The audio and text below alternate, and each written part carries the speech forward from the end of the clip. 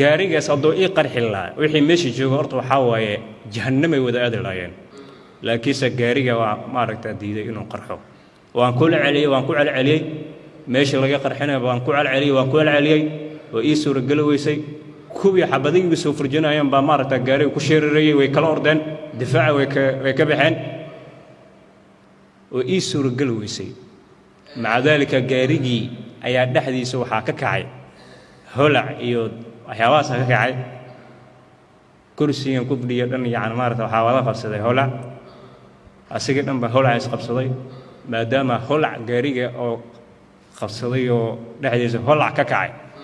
marka waxaa waa holac in lagu dhinto waa maaragtaa waa dembi waa ismin kabiir marka gaariga waan ka degtay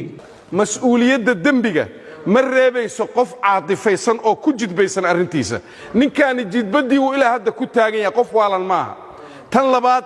in la daweeyey 1 sano ka hor uu dembigu dhacay 1 sano ka hor 1 sano iyo bil buu afkiisa ka qirtay inay ka soo wareegtay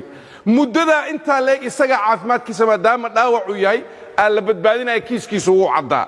markuu caafimaaday oo dhan yahay ayaa maxkamadda la hor keenay ma aha qiil hadda ay qaranadu u raadiyaan in hadda dhakhtar kale loo diro wuu caafimaad qabaa waa fiyo laakiin wuxuu ku caadifaysan yahay jidbadii hayse iyo wixii maskaxdiisa ay ku soo shubeen